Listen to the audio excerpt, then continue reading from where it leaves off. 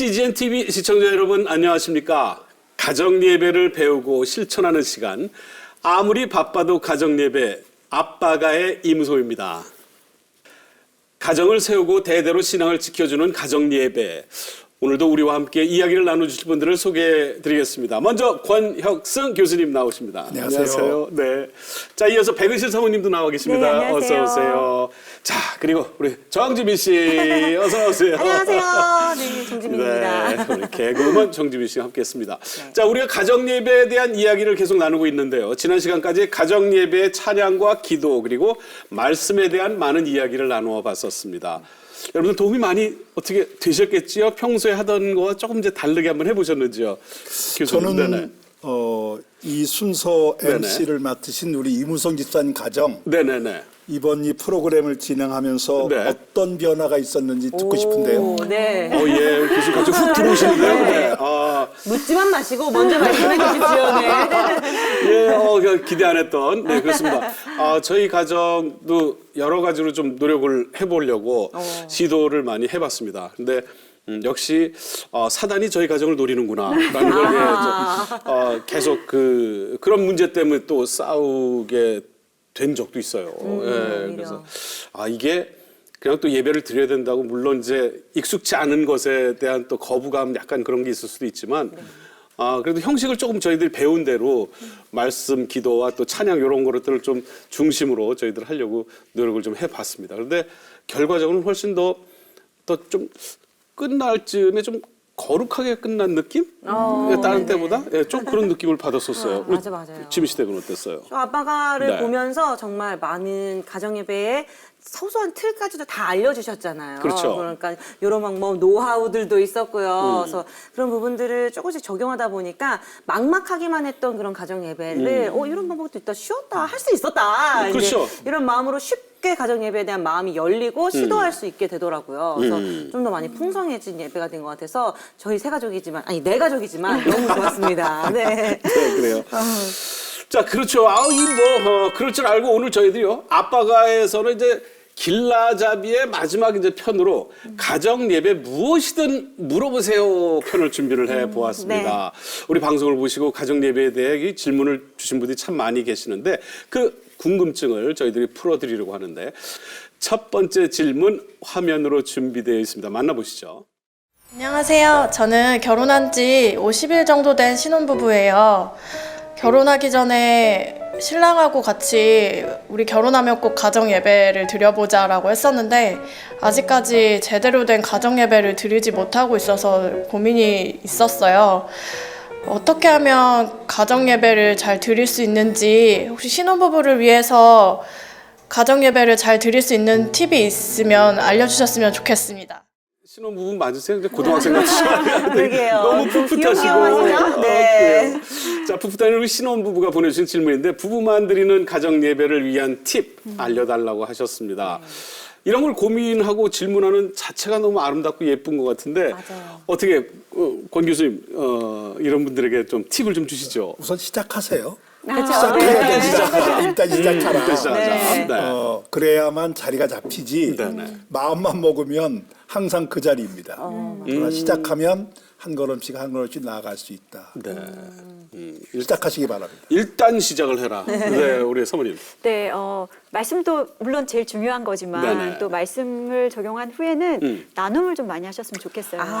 아무래도 신혼부부면 서로 각자 다른 환경에서 자라서 만나게 됐는데 네. 또 서로의 문화를 이해하고 서로를 알아가려면 이런 대화를 많이 해야 될 것 같고 또 그 시간 주실 자녀를 기대하면서 자녀에 대한 미래의 꿈도 그려보고 기도 제목도 너무 나누는 좋다. 시간이면 네. 풍성한 신혼 예배가 되지 않을까 생각이 드는데요. 아니 그냥 그거 자체로 그냥 두 분이 앉아서 이런 이야기를 나누는 것 자체로 그냥 축복이 가득할 것 같은데 맞습니다. 우리 정지민 씨는 어떻게?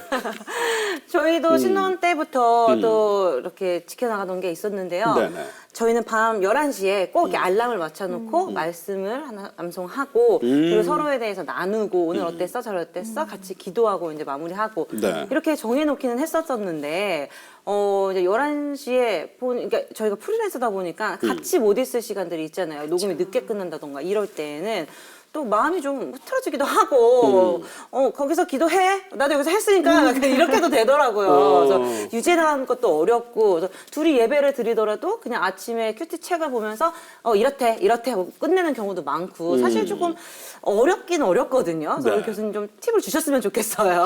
네. 그래요. 38년 고수 우리 권 교수님이 좀 정리를 좀 해주시죠. 아까 제가 예배를 드려라 네. 말씀드렸는데 하나님 명령이에요. 우리가 신앙생활은 내 뜻대로 하는 게 아니라 하나님 뜻에 맞추는 거잖아요. 그럴 때 이 가정 예배를 하나님이 기뻐하신다. 그 생각을 먼저 정리하면 어떤 상황 속에서도 우리가 하나님 앞에 나아가는 자리를 가정 안에서 마련할 수 있겠다 싶습니다. 네네. 그러기 위해서는 네. 매일 하나님 앞에 나아가는 그거를 습관화해야 된다 생각이 들고 그다음에 고정된 시간과 장소를 마련해 두는 게 좋겠다. 네. 이걸 그냥 그때 이거 아니라 장소와 시간만큼은 좀 정하는 게 지키는 좋겠다. 걸로. 네. 그래서 그걸 못 지켜도 못 지켰구나 하는 생각을 가지고 있어야지. 그게 안 정해지면 그냥 나중에 하면 시지부지 해지죠. 쉽게 작심삼일이 원칙을 정하는 거죠. 네네네. 부부가 원칙을 정하고 시작을 한다. 하나님 앞에서 원칙을 정한다. 네. 그게 좋을 것 같습니다. 백은실 사모님도 그렇게 시작하셨어요? 네, 처음에? 저희는 남편과 함께. 물론 교수님 말씀에 네네. 충분히 동감을 하고요. 저희는 저는 매일매일 주셨던 은혜들을 글로 남겨놓기 시작했어요. 일지를 쓴 거죠. 네. 블로그에 남겨놔서 쌓인 책이 말씀 씹는 엄마, 말씀 씹는 가족. 매일매일 썼던 것들. 네, 그래서 그날 우리가 어떤 암송을 했고 어떤 말씀을 나눴고 어떤 적용이 있었고 또 어떤 찬양을 했는지를 상세하게 적어놨을 때 시간이 이렇게 이제 13년 이렇게 흘러보니까 너무 많이 성장을 한 거예요. 아이들도 그렇고 저도 그렇고. 그래서 꼭 가정 예배를 드리기 위한 우리 지민 씨처럼 네. 시간을 정해놓고 하는 것, 또 이런 당연한 것으로 여기는 것, 그 다음에 또 은혜들 이렇게 흔적들을 남겨놓으면 네. 더 지속할 수 있는 은혜가 있지 않을까 생각합니다. 어떻게 답이 좀 됐는지 우리 신혼부부 여러분들은 신혼부부가 가정 예배를 사모하는 그 첫 마음이 이제 오늘부터 쭉 이어져서 10년, 20년이 지난 후에도 가정 예배가 계속 드려지는 그런 가정이 됐으면 하고요. 계속 그렇게 하시면서 저희들에게도 꼭 연락을 주시기 바랍니다. 네. 자, 우리에게 이 사연이 또 하나 도착을 했는데요. 네. 이게 오늘 이제 두 번째 사연이 될 것 같은데요. 사연이자 질문이 되겠습니다. 제가 읽어드리겠습니다. 아버지 기일을 맞아 추도 예배를 드리려고 합니다. 제가 장남으로 작년에 결혼을 했는데 아버지 기일이 돌아오니 어머니께서 이제부터는 제가 추도 예배를 인도하라고 하시네요. 가정 예배에 익숙하지 않아 예배 인도가 저에게는 참 부담인데요. 혹시 추도 예배 방식이 따로 있나요? 그 외에 절기별 예배 방식을 알려주시면 정말 도움이 될 것 같습니다. 이렇게 사연을 보내주셨습니다. 저도 사실 이런 것들이 되게 궁금하거든요. 이 기일에 예배 인도를 어떻게 하는 게 나은지 뭐 가이드라인이라도 좀 있으면 네. 전혀 모르는 분들에게 시작하기가 참 좋을 것 같은데 교수님. 뭐 가정 예배처럼 간단한 찬양과 그다음에 말씀과 기도 이렇게 진행이 될 수 있겠는데 저의 가정의 경우에는 마지막 순서로 가정의 어른에게 마지막 자손들에게 주는 권면의 말씀. 물론 그 안에는 돌아가신 분이 남겨놓은 유산 같은 거를 정신적인 유산, 신앙적 유산 같은 거를 전달하는 것도 포함되어 있지만 또 자녀들, 자손들에게 당부의 말씀도 들어있거든요. 그런 권면을 듣는 것과 함께 그 할아버지, 할머니를 존경하는 자리가 되기도 합니다. 어른의 자리가 이런 거구나 하고 느끼는 거죠. 네. 근데 그런 게 없으면 뭐 애들 크다 보면 뭐 어른 애들 안 가리고 뭐 그러잖아요. 근데 가정 안에 질서도 잡힌다. 그런 생각이 들었습니다. 그렇군요. 그래요. 뭐 그 외에도 이제 절기별 그 예배에 대해서도 많이들 뭐 질문을 해 오셨습니다. 우리 가족이 함께 모여 지키는 절기가 사실은 상당히 많지요. 네. 뭐 제일 큰 게 한국 고유 명절인 설날, 또 추석 때들 많이 모여서 또 우리 또 선조들을 또 기억하고 또 그들을 기리게도 되고요. 또 저희들 믿음 있는 가정에는 이제 부활절이나 크리스마스 때문에 가족들이 모여서 함께 저녁을 하고 그날을 또 예배하고 또 기도하는 시간들도 많이 있을 거고 우리 자녀들이 많은 집은 어떻게 또 준비를 해야 네, 돼요? 아무래도 뭐 사순절, 부활절, 네, 크리스마스 이런 절기 지키는 거 정말 중요하잖아요. 그래서 네. 저희 지나간 이제 사순절 기간에도 아이들에게 사순절에 관련된 말씀을 읽어주고 또 네. 함께 했었고요. 특히 저희 가정의 문화 중에 하나는 부활절에 네. 이제 저희 아파트 동에 72가정이 살거든요. 네. 계란을 80개를 포장을 다 일일이 했어요. 와. 그리고 이제 예수님 믿으세요도 적고 부활의 기쁨을 나눕니다 해서 매 그 집집마다 그거 배달을 했었거든요. 배달 직접이요? 네. 와. 그리고 이제 경비 아저씨랑 가게 분들까지도. 그러니까 그걸 통해서 아이들이 또 부활의 기쁨을 같이 누리게 되고 여러 가지 그 절기 예배를 통해서 아이들이 배워가는 것도 참 많은 것 같아요. 참 많은 노력이 저희 집 가정, 네. 저희 집의 경우는 크리스마스 때 그 장식을 함께 하는 거예요. 아이들이 그려서 뭐 달기도 하고 등을 달기도 하고 그래서 함께 어우러지는 놀이로 크리스마스를 준비하는 그런 거죠. 근데 유대인들이 초막절에 집 밖에 초막을 짓는데 네. 정말 부모하고 같이 실제로 지어요. 네네. 근데 아이들이 그렇게 즐거워할 수가 없어요. 그리고 이제 거기 나가서 일주일 동안 아이들이 이제 자기도 하고 그러는데 자기들이 지낼 공간을 함께 만드는 그래서 너무 그 보기에 좋았던 기억이 있습니다. 아니 지금 말씀만 들어도 뭐 야외 생활하는 그쵸. 아이들에게 놀이 문화 같은 것이 예, 상상이 되는데. 네. 자, 각 절기에 맞는 예배로 그날을 기리고 안 믿는 이들에겐 또 그 기쁨을 나누는 우리가 되었으면 좋겠습니다. 그럼 이제 다른 질문으로 넘어가 보도록 하겠습니다. 자, 시청자 한 분의 질문을 저희가 상황극으로 꾸며봤습니다. 함께 사연을 들어보시죠. 네. 교회에 등록한 지 얼마 안 된 30대 초신자입니다. 근데 저는 요즘 교회에 갈 때마다 도망치고 싶을 때가 한두 번이 아닌데요. 바로 성도님들의 과도한 친절 때문입니다. 어머나 무송 형제님 오늘도 오셨구나. 너무 귀하고 귀하다. 예. 사랑합니다 형제님. 예. 잘 오셨어요. 예, 감사합니다. 백집사님 여기 오세요.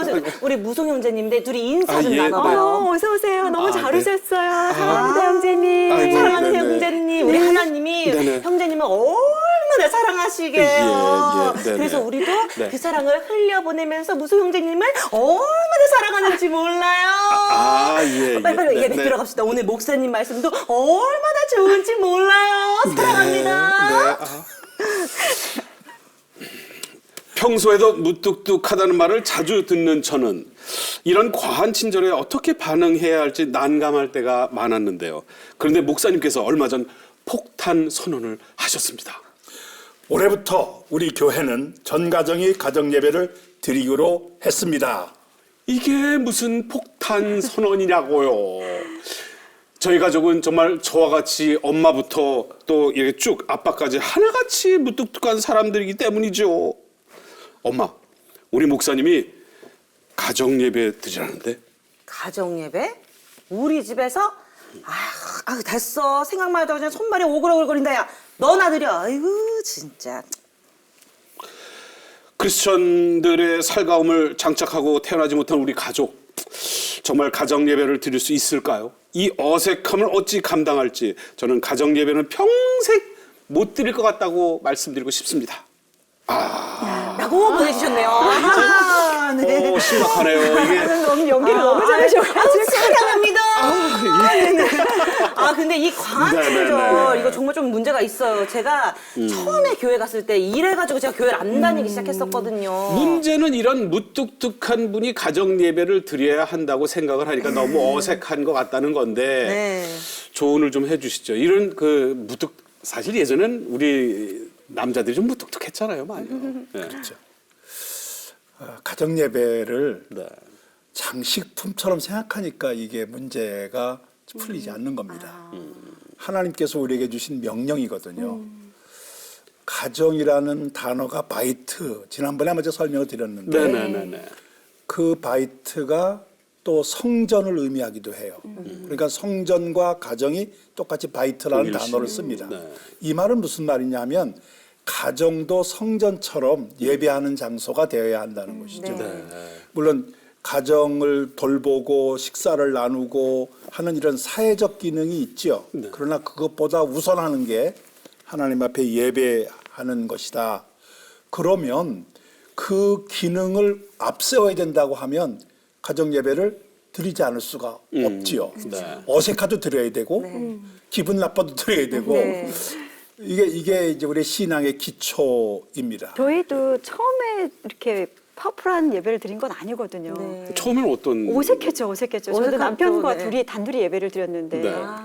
찬양할까? 그러지 뭐. 이제 뭐 이렇게 어색해요. 그렇지. 어떻게 나 좀 할래? 뭐 먼저 할까? 뭐 이렇게 서로 네. 이런 어색함 속에서 자녀가 태어나고 네. 또 이렇게 점점 지혜를 또 주시더라고요. 하나씩 알려주시는 목사님 교수님께서 말씀하신 것처럼 네, 네. 매일매일 그 지속 가운데 나아갈 때마다 조금씩 성장하는 풍성한 예배를 만나게 되잖아요.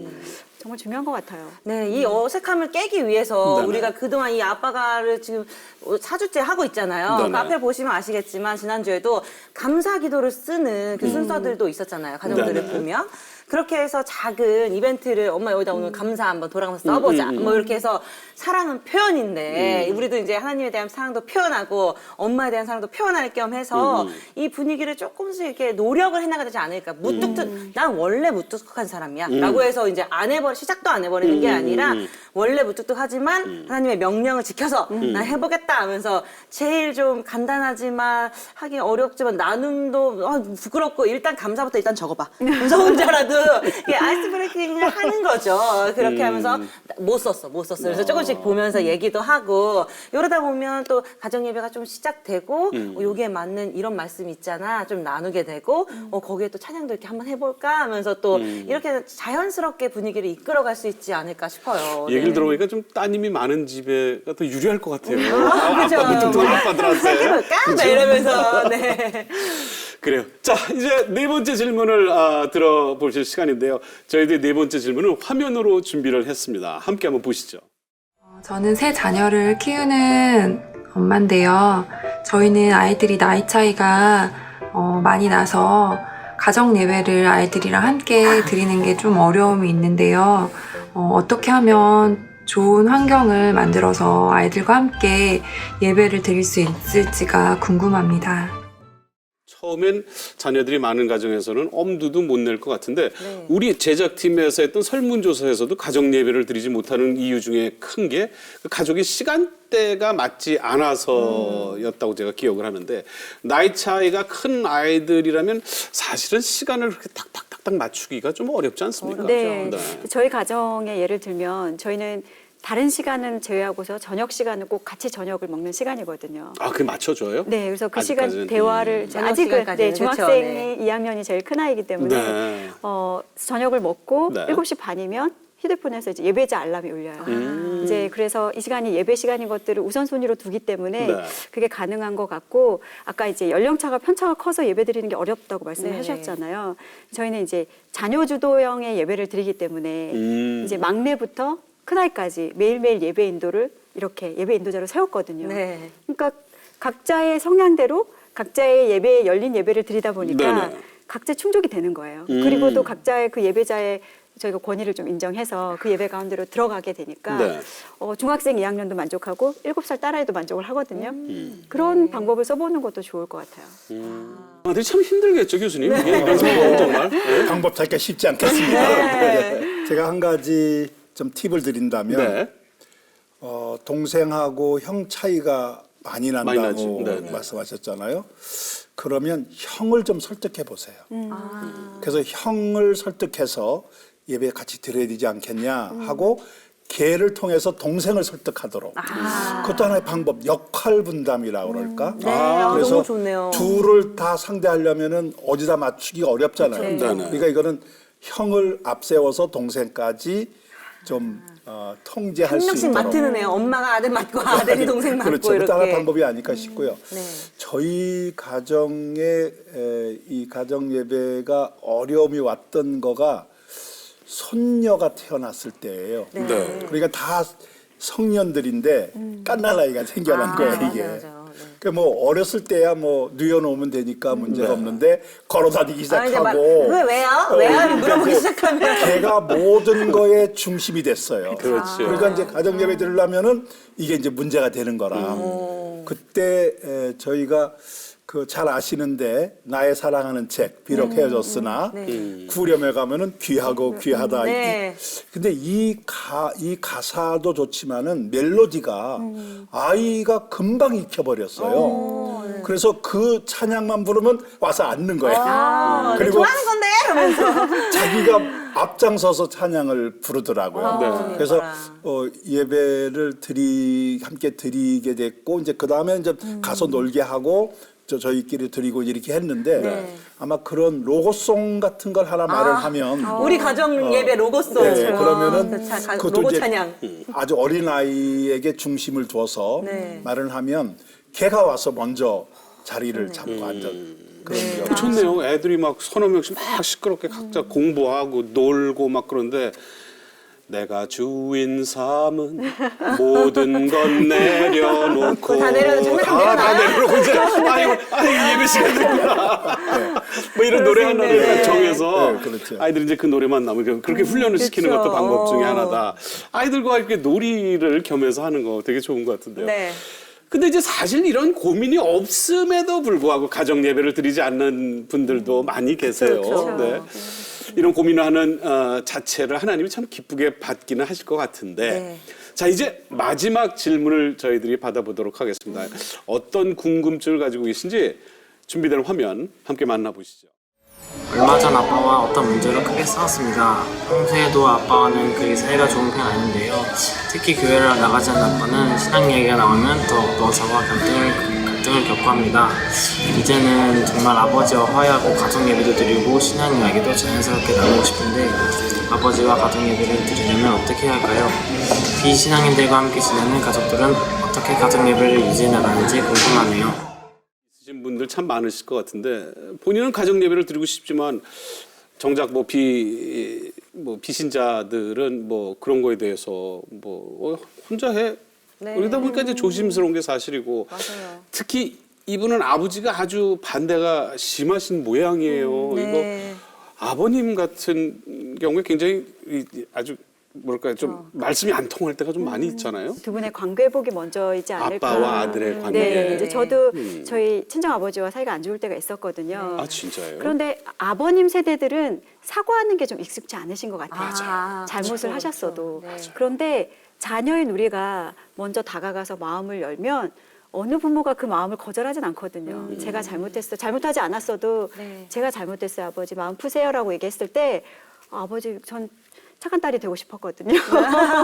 그래서 네. 먼저 숙이고 들어가서 착한 딸 아니었구나. 네. 그러면 그 관계가 회복되면 네. 그 다음에 자연스럽게 믿으시는 아버님이시면 예배로 인도하실 수 있고 또 그렇지 않은 아버지면 기도를 해드릴 수 네. 있고 그런 방법적인 것들이 있을 것 같아요. 진정성이 그럼요. 가족 간에 어느 정도 오가야 네. 이런 말씀도 좀 들릴 것 같은데 권 교수님. 한 두 가지 말씀을 좀 드리고 싶어요. 이런 경우에 한해서 첫째는 인식의 변화가 필요합니다. 가정 예배는 모든 가족이 다 모여야 된다. 그게 아니라 본인 혼자라도 시작을 하라. 네. 그 마음의 가족을 품으면 혼자 하지만 전체 가족이 드리는 예배가 될 수 있다. 저는 그런 생각을 합니다. 그러니까 더 빨리 복음의 문이 열리도록 하나님께서 역사하실 수 있다. 저는 그렇게 생각이 들어서 먼저 전체가 다 드려야만 가정 예배다라는 인식부터 바꾸는 것이 필요하겠다. 그다음에 두 번째는 믿지 않는 가족의 마음을 열 수 있도록 좀 배려를 해야 되지 않을까. 그래서 신앙 가진 사람들은 이런 점이 차이가 있구나 하는 거를 느끼게 하면서 그 영향력을 점점점 확대시켜 나가면 아마 하나님께서 역사하시고 또 우리가 배려의 노력이 있으면 그 시간이 앞당겨지지 않을까 싶습니다. 맞습니다. 지금 말씀하신 것처럼 그 두 분 다 말씀을 들어보면 가족 간의 어떤 관계를 먼저 조금 편하게 만들고 나서 전도도 이렇게 하는 게, 그리고 그게 안 됐을 시에는 또 무조건 가서 막 억지로 할 게 아니라 네.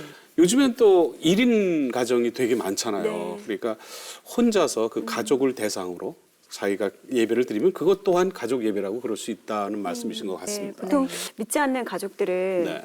우리의 모습을 보고 판단할 때가 많잖아요. 맞아요. 말, 뭐, 맞아, 예수 믿는 사람이 말이 뭐죠? 이런 거, 뭐 행동 맞아요. 이런 거 하나하나. 너나 잘해. 그렇죠. 믿는 네. 사람이 왜 그래 하면서 정말 교수님 말씀하신 것처럼 내가 먼저 정말 이렇게 바로 서 있는다면 그 네. 모습을 보고도 또 그 모습이 전도가 될 수 있지 않을까라는 생각도 해봅니다. 그렇다면 이제 비신자가 있어도 네네. 가정 예배는 혼자서라도 계속 드리는 게 좋다는 말씀이신 거죠? 당연하죠. 할렐루야. 네, 알겠습니다. 그렇군요. 자, 오늘 이렇게 가정 예배에 관한 궁금증을 풀어보는 시간을 가졌었는데 어떠셨어요? 저는 이제 그 네. 생각이 드는데요. 하나님께서 우리를 축복해 주시는 분이시잖아요. 네. 네. 그런데 축복의 그릇이 필요합니다. 저는 그 그릇이 가정 예배라고 생각을 해요. 아멘. 하나님께서 우리에게 축복을 부어주시고 싶은데 그릇을 마련하는 것, 그게 가정 예배다. 그래서 우리 한국 교회가 이 가정 예배를 통해서 하나님의 축복을 받는 가정들, 한국 교회가 되기를 기대하며 기도하고 싶습니다. 네. 좋아요. 저는 아마 아빠가 보신 프로그램 우리 시청자들께서는 네네. 막 예배가 드려지고 싶으실 것 같아요. 아유. 네. 막 열정이 타오르실 것 같고 아멘. 또 교수님은 38년 동안 은혜를 누리셨고 저도 네. 13년째 은혜를 누리고 있는데 이 예비하신 은혜 그릇을 만드셔서 교수님의 말씀처럼 네. 풍성하게 담으셨으면 좋겠어요. 가정 가운데 흐르는 축복을 마음껏 누리셨으면 좋겠습니다. 아름다운 예배. 저희 가정 예배가 간장중지가 아니라 지금 좀 이렇게 양념이 될 수 있도록 예배를 꾸준히 수영장처럼. 네. 이렇게 가야죠. 네, 크게 담을 수 있도록 꾸준하게 잘 드리는 것도 저희들의 몫인 것 같습니다. 그래요. 엄마의 몫이 또 큰 것 같아요. 또 그럼요, 보니까요. 네. 자, 세상에서 가장 아름다운 것을 찾아 그리고 싶어하는 화가가 한 분 있었다고 합니다.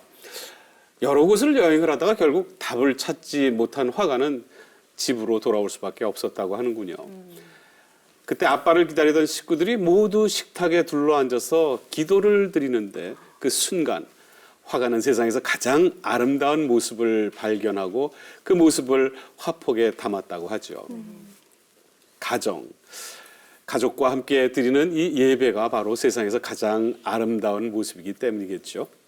아무리 바빠도 가정 예배. 자, 요 각 가정에 잘 맞게 잘 적용해서 여러분들의 가정이 작은 교회가 되는 풍성함을 누리셨으면 좋겠습니다. 함께 해주신 여러분 다시 한번 감사를 드리고요. 네, 저희는 더 새롭고 풍성한 모습으로 다시 찾아뵙겠습니다. 아빠가 화이팅! 화이팅! 여러분 고맙습니다.